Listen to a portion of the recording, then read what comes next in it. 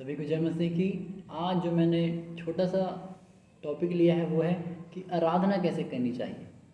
आराधना अगर हम करते हैं तो आराधना हमको पता होना चाहिए कि आराधना कैसे की जाती है। सिर्फ जोर से ताली बजाकर, गाकर, अच्छे स्वरों से वाद्य यंत्रों को बजा करके इतना ही काफ़ी नहीं है आराधना के लिए।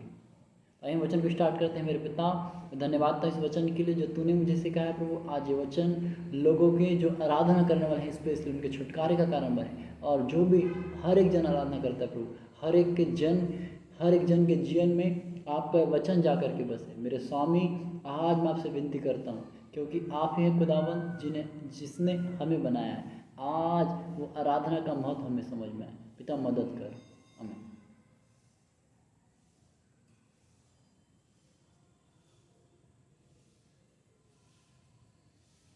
सभी को जय मसीह की। आज हम सीखने जा रहे हैं आराधना कैसे की जाती है, आराधना का महत्व क्या है, आराधना कितना इम्पोर्टेंट रोल हमारे जीवन में निभाती है। वचन को शुरू करने से पहले मेरे पिता, मैं आपसे प्रार्थना करता हूँ ये संदेश जो भी सुनता है यीशु मसीह के नाम में वो आराधना के महत्व को समझने पाए और आज का वचन उसके जीवन में 100 गुना फलों को लेकर के आए। मेरे स्वामी, आप हम सब के जीवन में काम कीजिए, आपका वचन हमारी समझ में आए। खुदावन, ये शरीर, ये आवाज़ आपकी दुई है प्रभु, ये आपके काम आ सके। मैं जो चाहता हूँ वो नहीं, परंतु पवित्र आत्मा आप जो चाहते हैं सब मेरे मुंह में डालिए। ये वचन, ये शिक्षा, ये माध्यम आपके हाथों में सौंपता हूँ। यीशु मसीह के लिए मैं छुपाता हूँ। जब लोग सुनते हैं 100 गुना उनके जीवन में बदलाव आए और फलों को लेकर के आए। मैं धन्यवाद था आपने ऐसा कर दिया। यीशु मसीह के सामर्थ्य हम मांगते हैं, आमीन। तो हम सीखने जा रहे हैं आराधना का महत्व। मैं आपके लिए वचन पढ़ता हूँ 46 भजन संहिता 46 अध्याय उसका 7 पद। यहाँ से लिखा, क्योंकि परमेश्वर सारी पृथ्वी का महाराजा है, समझ बूझकर बुद्धि से भजन गाओ, आमीन। आराधना दैट मीन्स, आराधना एक ऐसा माध्यम है जिसके माध्यम से हम परमेश्वर को प्रसन्न करते हैं। प्रार्थना दैट मीन्स हम अपनी बातों को उसके सामने रखते हैं। वचन पढ़ना, हम परमेश्वर को जानते हैं। लेकिन आराधना एक ऐसा लौता माध्यम है जिसके माध्यम से हम परमेश्वर को प्रसन्न करते हैं। तो यहाँ भजन का दाऊद, यहाँ जो वचन लिखा है भजन का दाऊद के जो भजन संहिता, अधिकतम भजन का दाऊद के द्वारा लिखे गए हैं, अधिकतम भजन।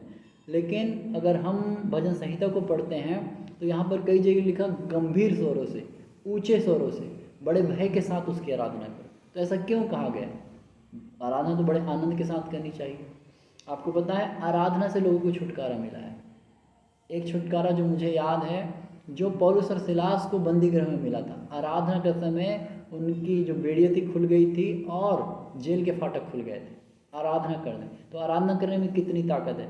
अगर शैतान के बारे में देखें, जो इब्लिस है उसके बारे में हम पढ़े तो वो एक आराधक था, आराधकों का लीडर था, एक वर्षीपर था। उसके पंख वाद्य यंत्र से लदे हुए साजो सामान जो भी आराधना के लिए होता है वो सब कुछ उसके बॉडी में था।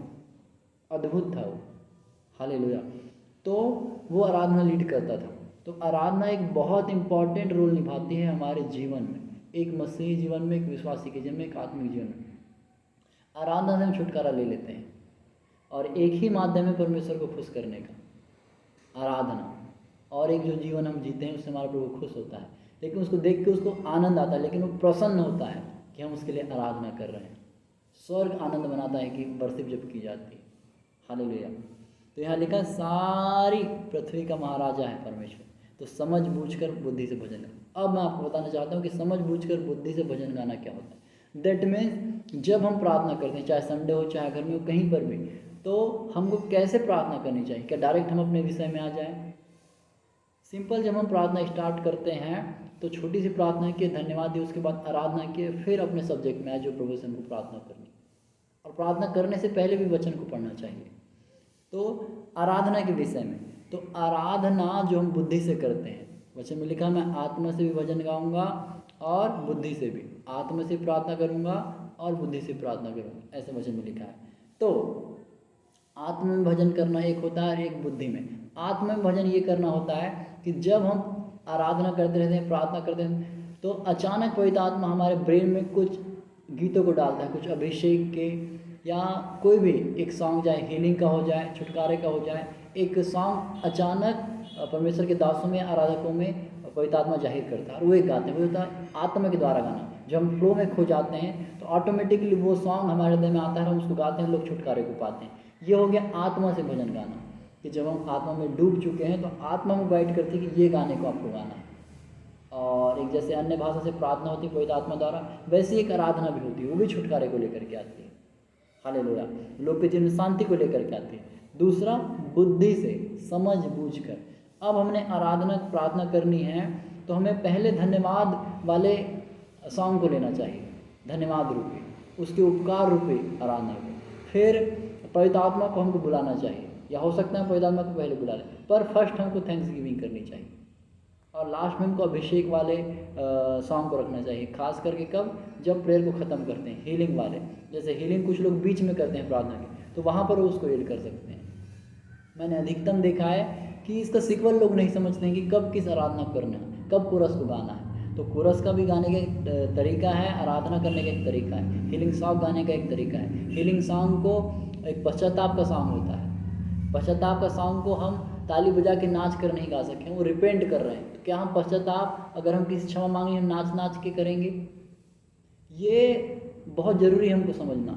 जब इस शिक्षा को मैं घर में दिया करता था तो वो लोग को, मेरी बहन क्योंकि एक अच्छी आराधक है, तो उसको उतना लगा कि हाँ चलो छोड़ो।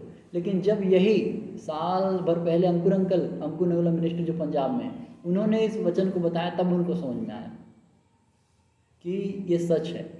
तो हमको जब भजन करते हैं तो चाहिए कि हम आराधना करते हैं तो कैसे करें, पहले किस गाने को लें, किस आराधना को लें। तो मैं आपको बताना चाहूँगा, पहले धन्यवाद को लें, पवित्र आत्मा को बुलाएं, उसके बाद हीलिंग करें, अभिषेक पाएं। नहीं तो आखिरी टाइम में लोग पवित्र आत्मा को बुलाते हैं। तो वचन में तो लिखा, वो आत्मा से प्रार्थना करने वालों को आराधना करने को ढूंढता, उनसे प्रसन्न होता है। मतलब हमसे प्रसन्न नहीं हुआ अगर हमने ऐसा नहीं किया है तो इसको आपको सोचना है बैठ करके कि कैसे मुझे आराधना करनी, कब किस वर्शिप को करना है, कब किस गाने को गाना है। हालेलुया। तो हमें समझ बूझ कर बुद्धि से आराधना को करना है, बड़े गंभीर स्वर से। चंगाई के लिए कर रहे हैं तो हमको समझ आना चाहिए कि मैं चंगाई के लिए आराधना कर रहा हूँ, पश्चाताप के लिए आराधना कर रहा हूँ, पश्चाताप के लिए आराधना भी है।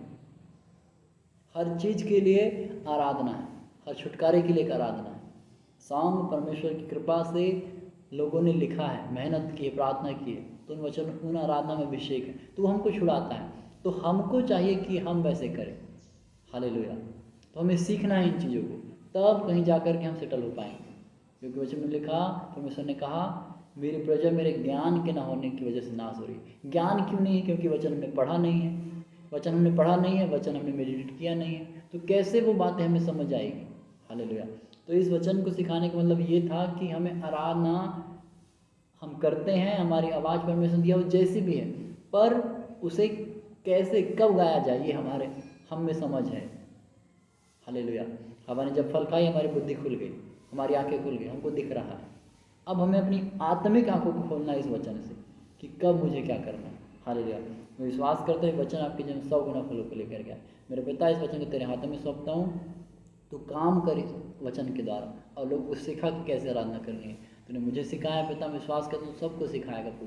हम सबसे तूने प्यार किया, हमारे लिए जगत में आया स्वर को छोड़ करके, सोने की सड़कों को छोड़ करके पिता, तूने धूल माटी में अपने पैर हाले जलाए हैं खुदा।